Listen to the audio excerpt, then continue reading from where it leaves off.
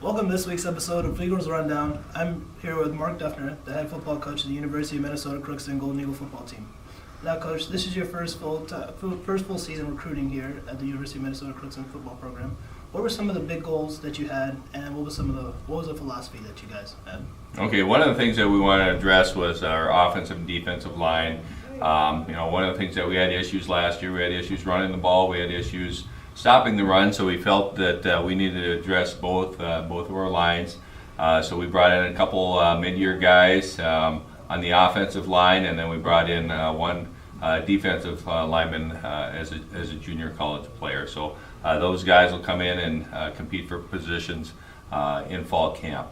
As far as recruiting philosophy, we really have four components. One thing is academics.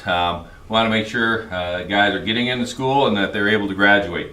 So with getting into school, we really looked at grade point average and ACT score. The average test score this year was 3.11 for the 28 seniors that signed an NLI. As far as the ACT, those same 28 guys, the average score was a 21.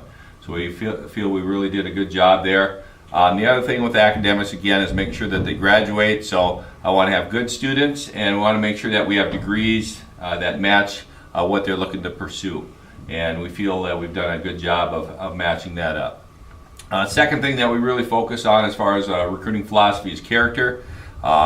We did character background checks on all the guys that we're bringing in. Again, we're looking for guys that are leaders, guys that are optimistic, guys that do the right thing. Lead by example, guys that enjoy playing football. And again, we did the reference checks on all the guys coming in, and we feel that we did a good job with that as well.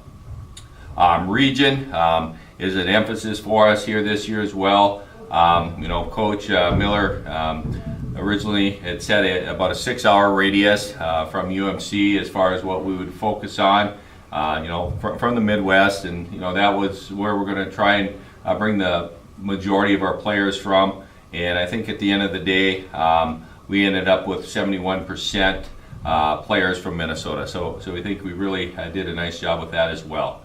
The fourth thing in our philosophy as far as recruiting is talent. Number one thing, we're looking for guys that make us better. And if they make us better and they want to be here, we're gonna get them on board. The second part of talent is making sure that the player can play multiple positions. Okay, sometimes we'll recruit a guy and then he might be 3 or 4 on the depth chart, but he might be able to start or back up on the other side of the ball. So we want to really focus on bringing in guys that can do multiple things. It really makes them valuable. So those are the 4 components of our philosophy. Yes, sir. And as you mentioned, you guys have a lot of Minnesota recruits, which is a really good thing. Do you feel like the Minnesota area is sort of an untapped area? Well, it's an area that we have not recruited as well as we need to in the last few years, and it is definitely going to be a focal point again for our recruiting philosophy and where we get in the schools and get players. It's definitely still going to be a major part of our recruiting philosophy. Yes. Also, you guys had 7 seniors graduate last year, and you have obviously a lot of key guys coming back in certain positions. What were some of the places and areas that you were looking to improve on as far as position players? Okay. Again, the old I&D line was a major emphasis here. Again, need. Again, I think we've addressed that. We have some guys that are going to come in immediately and compete for those positions. But the other thing is always making sure that we have developmental guys that are going to add that depth that we need to have on the team in order for us to practice efficiently in the fall. We need to make sure that we have enough depth that we can have scout squads and just operate efficiently. Nice. Now, did you guys need to address any other positions now that signing day is over? We feel pretty good about the class. One position that we might want to try and bring in is another freshman running back, just to look to bring in another dynamic player, and ideally he'd be able to play another position, maybe a slot receiver or maybe a safety, defensive back, but looking for potentially another dynamic player for us on offensive side of the ball. Yes, sir. Yes, sir. The last question here. Now, you've been a part of 16 seasons coaching. Was this something a little different about this recruiting process since you were the head coach and you were in charge of it? Yeah, I think, in my time here, we've always had some or all of these components that I talked about, the academics, the character, the regional emphasis, talent.